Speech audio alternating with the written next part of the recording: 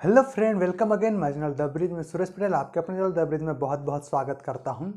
और दोस्तों, जैसे कि आज आप देख पा रहे हो, आज के इस लेक्चर में बहुत सारे टॉपिक्स हैं जो कि हम डिस्कस करने वाले हैं।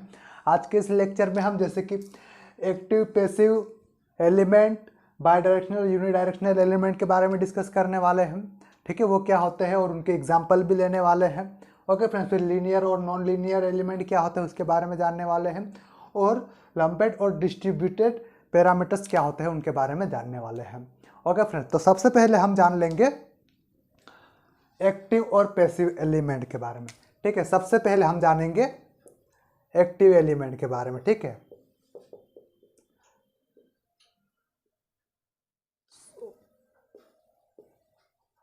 Active element. ठीक है, एक्टिव एलिमेंट क्या होता है उसके बारे में जानेंगे। एक्टिव एलिमेंट क्या होता है, हमारे जो एक्टिव एलिमेंट होते हैं वो हमेशा सप्लाई को प्रोवाइड करवाते हैं। ठीक है, सप्लाई को प्रोवाइड करवाते हैं जिसको हम एक्टिव एलिमेंट कहते हैं। ओके फ्रेंड्स, जैसे कि हमारे लोड्स होते हैं, लोड को जो हम सप्लाई देते हैं जिनके द्वारा, उनको हम एक्टिव एलिमेंट कहते हैं। ओके फ्रेंड्स, जैसे कि एग्जाम्पल के लिए हमारा हो गया इंडिपेंडेंट वोल्टेज सोर्स। ठीक है, इंडिपेंडेंट करंट सोर्स और इंडिपेंडेंट, ठीक है, ये हो गया। और अपना बीजेटी, ये क्या हो गया, एक एक्टिव एलिमेंट हो गया। ठीक है फ्रेंड्स, ये एक्टिव एलिमेंट के उदाहरण से। और ये क्या करते हैं, एम्प्लीफिकेशन करने का काम भी करते हैं जिसको हम एक्टिव एलिमेंट कहते हैं। ओके फ्रेंड्स, इनके एग्जाम्पल हो गए आपको पता। ठीक है, एक इंडिपेंडेंट वोल्टेज सोर्स, ठीक है, और इंडिपेंडेंट करंट सोर्स और बीजेटी। ठीक है, ये क्या हो गया, एक्टिव एलिमेंट के उदाहरण। और हमारा एक और आता है ऑपरेशनल एम्पलीफायर। ठीक है, ऑपरेशनल एम्पलीफायर होता है। ठीक है, ये एग्जांपल हो गया एक्टिव एलिमेंट के। ठीक है, ठीक उसी प्रकार दूसरा हमारा क्या है, पैसिव एलिमेंट। ठीक है, पैसिव एलिमेंट। ठीक है, पैसिव एलिमेंट कौन से, पैसिव एलिमेंट वो होते हैं जो कि हमारे इलेक्ट्रिसिटी को कंज्यूम करते हैं। ठीक है, अर्थात विद्युत ऊर्जा का खपत करते हैं, उसको हम क्या कहते हैं, पैसिव एलिमेंट कहते हैं। एग्जाम्पल के लिए डिपेंडेंट सोर्स, ठीक है, रजिस्टेंस हो गया, ठीक है, कैपेसिटर हो गया, ट्रांसफार्मर हो गया, डायोड हो गया, इंडक्टर हो गया, ये क्या हो गया, हमारे पैसिव एलिमेंट हो गया। ओके फ्रेंड्स, क्या एग्जाम्पल के लिए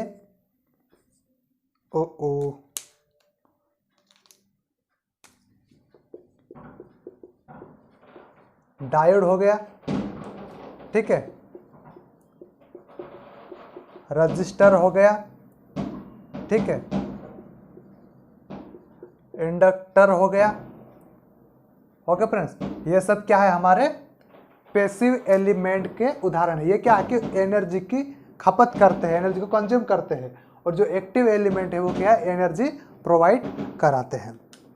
ओके फ्रेंड्स, अब दूसरा हमारा आ गया, ठीक है, ये हो गया हमारा एक्टिव एलिमेंट हो गया, पैसिव एलिमेंट हो गया। अब हो गया by directional. By directional element, by directional या इसको बाईलेटरल भी कहते हैं, बाई डायरेक्शनल या बाईलेटरल एलिमेंट।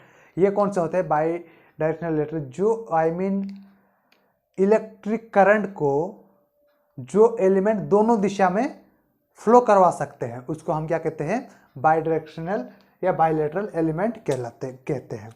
ठीक है, बाई डायरेक्शनल या बाईलेटरल एलिमेंट कहते हैं। ये तो खत्म हो गई।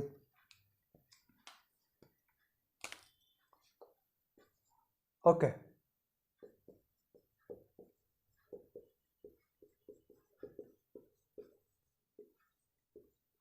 बाई डायरेक्शनल एलिमेंट पूरा नहीं लिखते, ये हमारे बाई डायरेक्शनल एलिमेंट हो गए।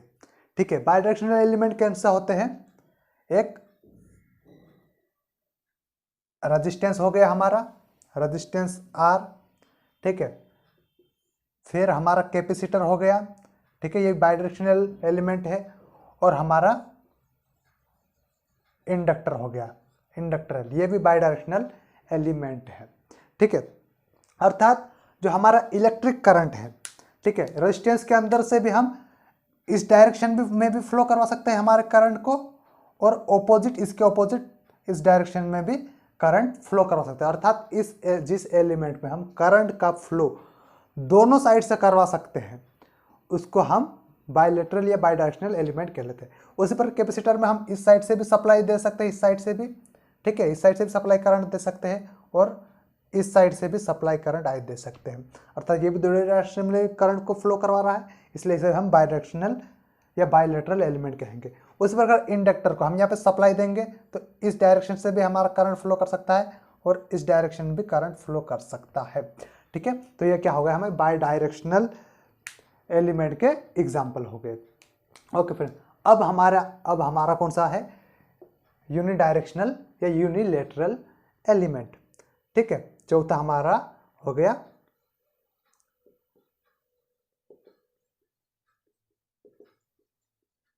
Unidirectional element.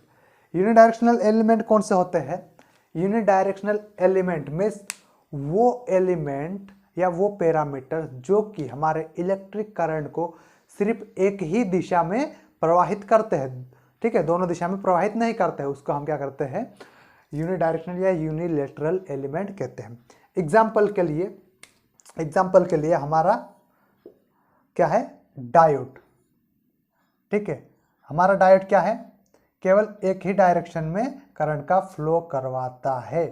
ये एनोड हो गया, ये कैथोड हो गया, ठीक है, ये एक ही डायरेक्शन में करंट का फ्लो करवाता है, अर्थात एनोड से कैथोड की ओर करंट फ्लो करवाता है। ये हमारा डायोड डी है, ठीक है। इस डायरेक्शन में हमारा करंट फ्लो नहीं करेगा, अगर इस डायरेक्शन में फ्लो कराएंगे तो ये क्या ओपन सर्किट की तरह काम करेगा, और एनोड से कैथोड करेंगे तो क्लोज सर्किट की ओर की टाइप से काम करेगा, ठीक है। तो ये यूनिडायरेक्शनल एलिमेंट का एग्जाम्पल हो गया हमारा। ओके फ्रेंड, अब कौन सा है, लीनियर एलिमेंट, ठीक है। लीनियर एलिमेंट के बारे में देखेंगे। लीनियर एलिमेंट कौन से होते हैं हमारे,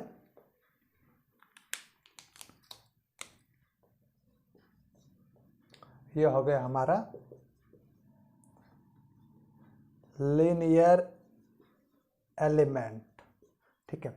लीनियर एलिमेंट में कौन से आते हैं हमारे, लीनियर एलिमेंट में वो एलिमेंट या वो पैरामीटर्स जो कि ओम के नियम का पालन करते हैं या ओम के नियम का फ्लो करते हैं, ठीक है। अर्थात वो क्या, आर इजकल वी अपॉन आई का ओम का नियम जो है इसका फॉलो करते हैं, वो लीनियर एलिमेंट कहलाते हैं, ठीक है, ठीक है फ्रेंड्स। तो लीनियर एलिमेंट कौन से होते हैं, हमारा रेजिस्टेंस आर लीनियर एलिमेंट है, ठीक है। फिर हमारा कैपेसिटर भी लीनियर एलिमेंट है, और हमारा इंडक्टर जो है ये भी लीनियर एलिमेंट है। ये तीनों क्या है, ओम के नियम का पालन करते हैं। ओके फ्रेंड्स, तो ये लीनियर एलिमेंट हो गया। अब छठा इधर देख लेते हैं, इनको वापस मिटा दिया जाए, ठीक है,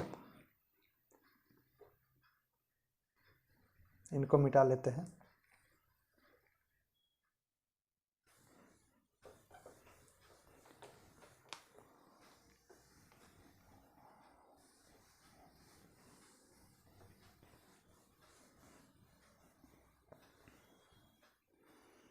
पांच हो गया। अब हमारा बचा नॉन लीनियर एलिमेंट, ठीक है, छठा बचा ना, non linear element.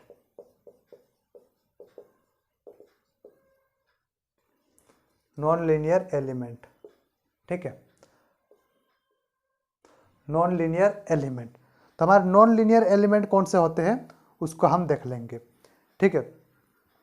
Non linear element क्या होते हैं, जो नॉन लीनियर एलिमेंट जो कि हमारे ओम का नियम का पालन नहीं करते हैं, ठीक है, ओम के नियम का पालन नहीं करते, अर्थात आर इजकल वी अपॉन आई का पालन नहीं करते हैं, उसको हम नॉन लीनियर एलिमेंट कहते हैं, ठीक है, नॉन लीनियर एलिमेंट कहते हैं। ओके फ्रेंड्स, एग्जाम्पल के लिए क्या हो गया हमारा, बीजेटी, FET, ठीक है, BJT हो गया, FET हो गया, और क्या है हमारा डायोड हो गया, और हमारा ऑपरेशनल एम्पलीफायर हो गया। ये क्या है, नॉन लीनियर एलिमेंट है, ये जो है ओम के नियम का पालन नहीं करते हैं। ओके फ्रेंड्स, अब हमारा हो गया, अब हमारा कौन सा बचता है, लम्प्ड पैरामीटर, ठीक है, 7 नंबर हमारा lumped parameter. Okay, sorry,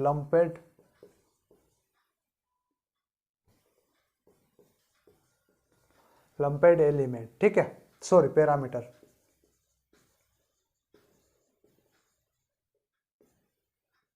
लम्पेड parameter, ये पैरामीटर्स क्या होते हैं, हमारे ट्रांसमिशन लाइन है मान लीजिए, ठीक है, ये हमारे ट्रांसमिशन लाइन है।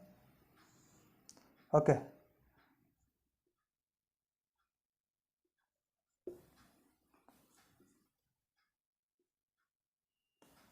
और ये हमारा टावर बना हुआ है। ओके, ये एक टावर है मान लीजिए, और एक टावर ये है।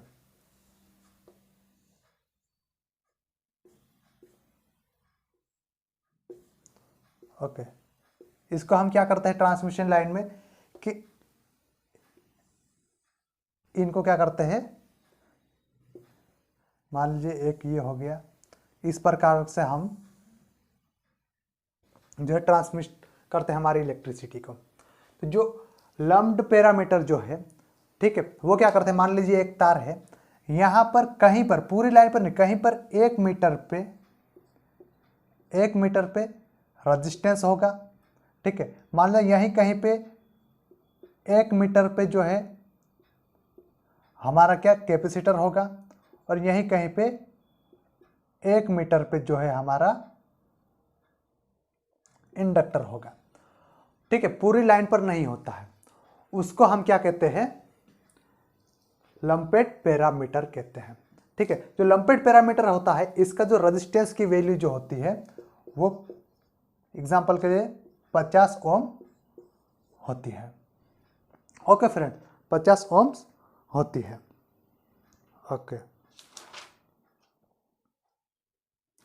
अब डिस्ट्रीब्यूटेड पैरामीटर नंबर 8 हमारा जो है। Okay friend, distributed parameter, distributed parameter. Okay, तो डिस्ट्रीब्यूटेड पैरामीटर क्या होते हैं, मान लीजिए ये एक तार है, ठीक है, ये हमारा एक टावर ए है, ठीक है, मान लीजिए टावर ए है हमारा, ठीक है, ये टावर ए है और ये टावर बी है, ठीक है, ये हमारा ट्रांसमिशन लाइन है। ओके, ये हमारा ट्रांसमिशन लाइन हो गई, ये हमारा कंडक्टर है मान लीजिए, ठीक है। तो ये डिस्ट्रीब्यूटेड पैरामीटर्स होता है इस पूरी तार पे क्या है हमारा, इस पूरी तार के ऊपर ये स्टार्टिंग पॉइंट है, ठीक है, ये स्टार्टिंग पॉइंट है,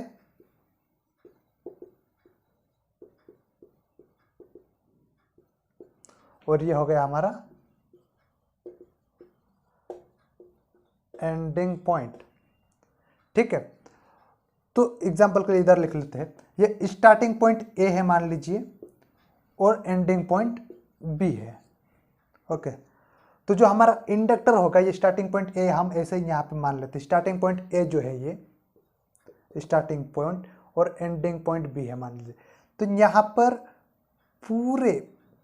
पूरे कंडक्टर में हमारा रेजिस्टेंस होगा, रेजिस्टेंस आर होगा, ठीक है, रेजिस्टेंस आर होगा, ठीक है। और ये हमारे ट्रांसमिशन लाइन है मान लीजिए, ये हमारे है ना, ट्रांसमिशन लाइन, ये वाली हमारी,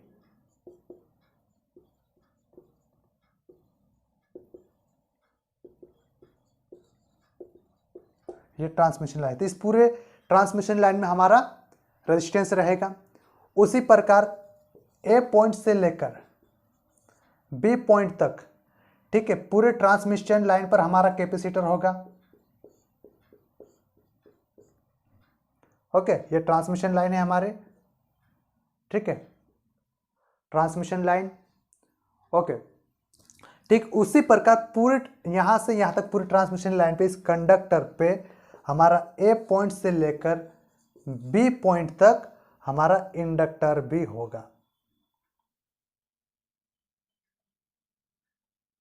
इस प्रकार, तो इस इंडक्टर को हम एल से, इसके कैपेसिटर सी हो गया, ये सी सी सी सी सी, ठीक है, ये रेजिस्टेंस पूरे इसमें,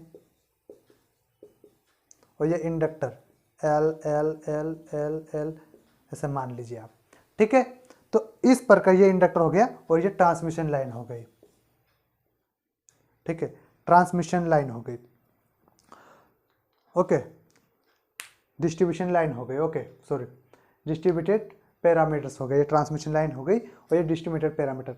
तो इस प्रकार ट्रांसमिशन लाइन के पूरे, ठीक है, पूरे यहां से लेकर पूरे कंडक्टर पे रेजिस्टेंस, कैपेसिटर और इंडक्टर भी होगा, उसको हम डिस्ट्रीब्यूटेड पैरामीटर्स कहेंगे। और इसी ट्रांसमिशन लाइन के अगर कहीं पर यहाँ रेजिस्टेंस किसी 1 मीटर पर ही है, आगे नहीं है मान लीजिए, वैसे ही यहाँ कहीं पर अपना 1 मीटर पे कैपेसिटर है और 1 मीटर पे इंडक्टर है, ठीक है, पूरे ट्रांसमिशन लाइन पे नहीं होता, उसको हम लंपेड पैरामीटर्स कहते हैं, ठीक है प्लस। तो जो डिस्ट्रीब्यूटेड पैरामीटर में जो रेजिस्टेंस होता है उसको हम R बराबर, ठीक है, क्या मानते हैं, R बराबर 50 ओम पर मीटर। ओके फ्रेंड्स, तो आई होप कि फ्रेंड आज हमने जितने भी पॉइंट, जो 8 पॉइंट डिस्कस कर रहे हैं, उसके जो उससे रिलेटेड जो भी आपके डाउट होंगे वो क्लियर हुए होंगे। और भी अधिक जानकारी के लिए अगर आपको इसमें जो हम डिस्कस किए कहीं पे डाउट आया हो तो आप कमेंट बॉक्स में कमेंट करके हमको पूछ सकते हैं, ठीक है फ्रेंड्स। तो आज का वीडियो यहीं तक रखते हैं, मिलते हैं एक नए वीडियो के साथ, तब तक के लिए थैंक यू।